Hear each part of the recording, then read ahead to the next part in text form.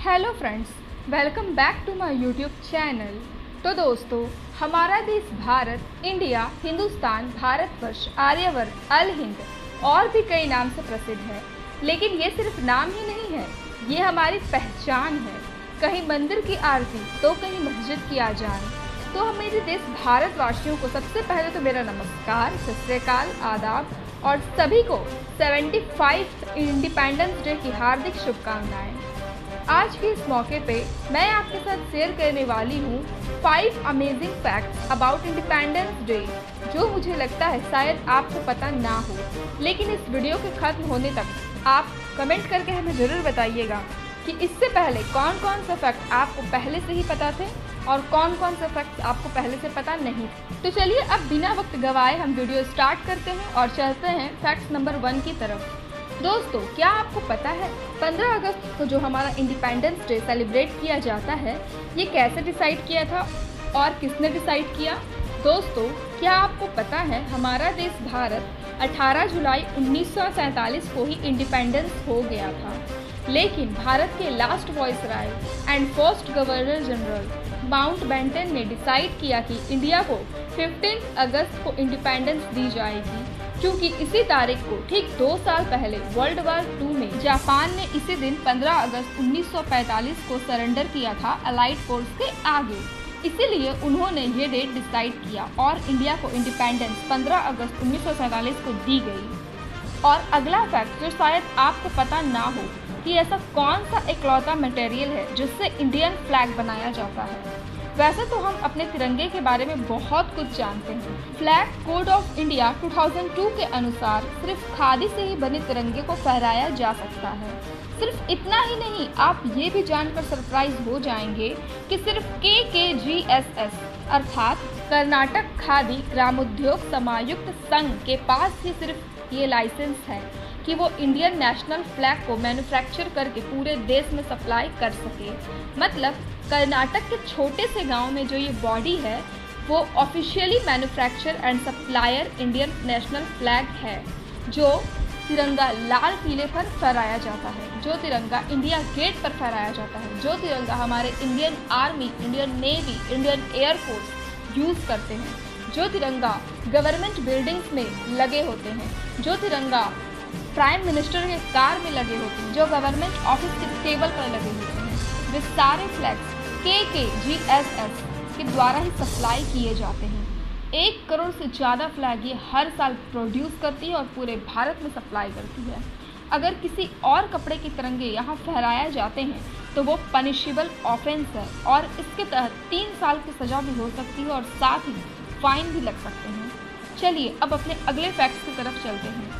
दोस्तों, क्या आपको पता है कि 15 अगस्त को कितने देश और इंडिपेंडेंस डे सेलिब्रेट करते हैं? जी हाँ दोस्तों, सिर्फ इंडिया ही नहीं, 15 अगस्त को 4 ऐसे और देश हैं जो हमारे साथ इस डेट को सेलिब्रेट करते हैं। इंडिया के अलावा south Korea, Republic of Congo, Bahrain और लिechtenstein, ये 4 ऐसे देश हैं जो 15 अगस्त को आज़ादी सेलिब्रेट करते हैं। साउथ कोरिया इस डे को सेलिब्रेट करता है as a national liberation day और इसी दिन 1945 में साउथ कोरिया को जापानीज कॉमर्शियल रूलर्स से आज़ादी मिली थी। रिपब्लिक ऑफ कॉन्गो इस डे को 1960 में फ्रेंच रूलर से आज़ाद हुआ था। बहरीन 1970 में ब्रिटिशर्स से आज़ाद हुआ था इसी दिन को। और आखिरी में लिechtenstein 1966 में जर्मन रूलर से इसी दिन आज़ाद हुआ था। आज़ादी के लिए लाखों लोगों ने मिलकर खून बहाए हैं और इसीलिए यह खूबसूरत दिन हमारे नसीब में आया है। अगला फैक्ट, या आप इसे ऐसे क्वेश्चन ले सकते हैं, क्या आप जानते हैं कि हमारा देश इंडिया आज तक कितने देशों पर इन्वेड किया है? मेरा मतलब जंग की बात नहीं है, मेरा मतलब है कि अपने टेरिटरी को बढ़ाने के लिए इसने कितने देश पर अटैक किया है। शायद आप में से बहुत लोगों को आंसर पता होगा कि हमारा देश इंडिया है ही ऐसा इसने आज तक किसी भी देश पर अटैक नहीं किया, पर हाँ, अगर कोई हम पर हमला करे तो उसका जवाब देना भी हमें आता है। अगला फैक्ट इंडिया के रिपब्लिक को लेकर के है।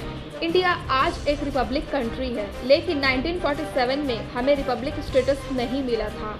हमें 1950 में ये स्टेटस मिला, इसलिए हम दूसरा अपना सबसे बड़ा राष्ट्रीय पर्व 26 जनवरी को मनाते हैं। लेकिन 1947 से लेकर 1950 तक इंडिया का स्टेटस क्या था?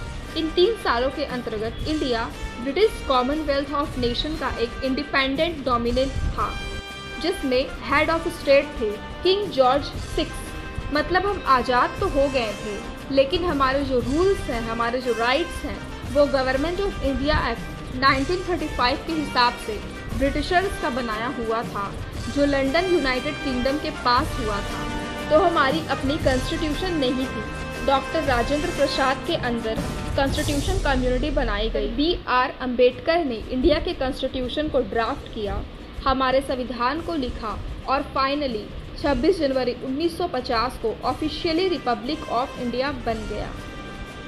दोस्तों, हमारा इंडिया इतना महान है और इतना डाइवर्स है कि इसकी जो हिस्ट्री है, इसके जो फैक्ट्स हैं, ये कभी ख़त्म नहीं हो सकते। मेरे पास इन द लास्ट आप लोगों के लिए एक सिंपल सा क्वेश्चन है, जिसका आंसर आप में से जितनों को पता है आप मुझे कमेंट करके ज़रूर बताइएगा, और अगर नहीं पता है तो मैं अपने आने वाले नेक्स्ट वीडियो में इसे बता दूंगी कि इस साल जो हमारा इंडिपेंडेंस डे है, उसमें हमारे साथ मुख्य अतिथि के रूप में झंडा फहराने और भारत का दौरा करने कौन विदेश यात्री आ रहे हैं।